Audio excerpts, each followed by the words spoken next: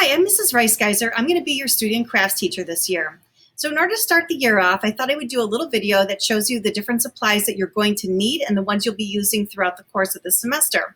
So I've broken it down into the different units we're going to work with. The first one is clay.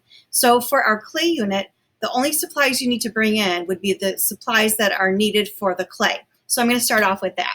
So first and foremost, you are going to need, and I'm looking a little bit to the side because I posted my list just to make sure I go over everything for you.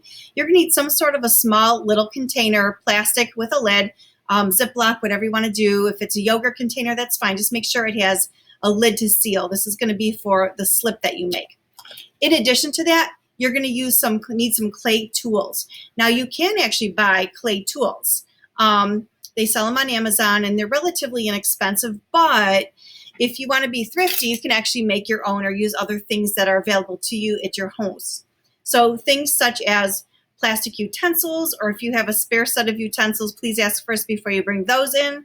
That could work. You don't need anything sharp, like you don't need a sharp knife. This is just a plastic knife. Instead of, and I'm just going to kind of grab it again, instead of this little tool that actually can go in and remove some clay, you can actually make it. I have paper clips here. That's one thing I can share with you. You can have a pencil and you can actually tape it on for yourself, and there you go. You have the same kind of tool and that will function beautifully. Okay, the next thing you're going to need is, I'd say it's not on your list, but I would just like 4-gallon size Ziploc bags. You're going to have small pieces of clay that would nicely fit in a gallon size bag, and they seal so well. So I would recommend that for yourself. You're going to be transporting your clay to and from school. If you're 100% remote, those are things that you're going to be able to get. Next, you are going to need, now, okay, I have a lot of paintbrushes here. If you go to Walmart, they even have just their synthetic paintbrushes. They have a set of them. They're like, I think, under $4, and those would work really well. But I just want to show you a variety of different sizes. You're going to be using them for a couple of our units. Lastly, you're going to need some sort of a storage bin. They sell these like a shoebox size, and that would even work well. If you have a shoebox with a lid on it, you can use that, and that way you can transport your things to and from school. Okay, so you're going to have to do that on a regular basis. We're going to be working in class, outside of class, and of course, for those of you who are remote learners, you're going to be working solely at home. And I'll be talking to you a little bit more about that on Wednesday of next week when we have our actual meeting. Okay, so that entails everything for our first unit. The second unit is our stained glass unit. So let me just put that to the side. For our stained glass unit, you are going to need a couple of Sharpie markers. I personally prefer this one, which is the ultra fine one. Anything which is a permanent marker, however, will be just fine. You are also going to need a package of colored pencils. If you prefer more colors, that's great, but 12 is absolutely fine. A 4-ounce bottle of Elmer's glue. Now is a good time to go and get that because I know even at Walmart, they're really inexpensive versus if you wait a little bit, the prices do go up. And then lastly, you will need a piece of plexiglass. Now, the plexiglass you can purchase at Lowe's, at Home Depot. You have 2 different sizes to select from. This is an 11 by 14.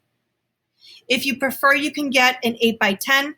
Please don't go any smaller than an 8 by 10. Size-wise, the smaller is a little less expensive, and the 8 by 10 size at Lowe's or Home Depot is about just under $4. So this size is probably more like 7. It's going to be up to you. Either size is absolutely fine. Okay, for our jewelry unit, there's only a couple of things you need to get. The first one is, it's called polymer clay. The polymer clay is different than the actual clay we're going to be working with. These are some examples right here. Okay, polymer clay, there's a couple of different brands. There's also another one which is called Primo. Now, when you go to purchase your clay, you need 3 packages of it. Make sure, just test it out and make sure it feels pretty soft. Sometimes if they sit on the shelf a little bit, they tend to get hard and then they're not as pliable and they're not as easy to work with. These bake in the oven. So if you're looking, make sure that you get not Model Magic, that's different. that air dries. This bakes in the oven, and that's exactly what we're going to be kneading and doing. Make sure your colors go together because you're going to be mixing your colors and such, and that's really great. The other thing you need for that particular unit is going to be a skein of yarn. So you only need one color. I just grabbed a couple of them. Pick a color you like. There's multicolors in case you want something along that line. My thought for you is just get like your typical size. Don't go for anything too skinny, and don't go for anything that's really too thick because it's going to be much harder to work with. Okay, so that's all you're going to need for our jewelry unit. Last is our paper mache unit. Now for our paper mache unit, you'll need a roll of masking tape. You'll need a pair of scissors. This is not on the list, but I'm also going to ask that you pick up another container bigger than this one.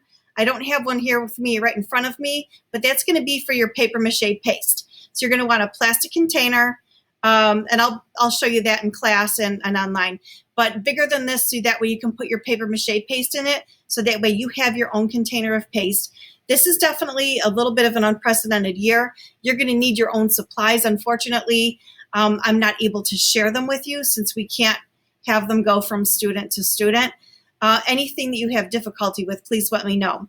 The only other few things that you're going to need to get would be a couple of glue sticks. And again, you can get a package if you want. Even a package of 2 is fine. I know on the list it recommends 5. I don't know that you'll really need that many unless you plan on using them for other classes.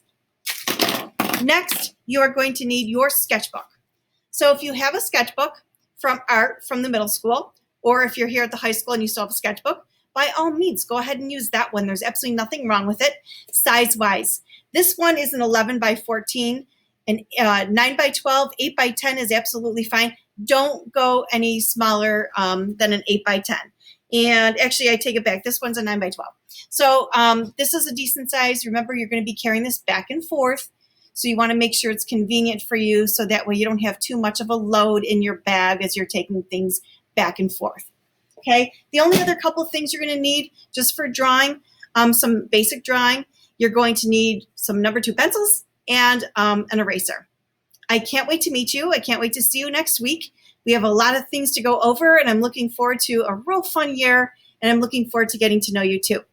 All right, well, enjoy the rest of your summer. Enjoy your Labor Day weekend, and I will see you all next week. Thanks.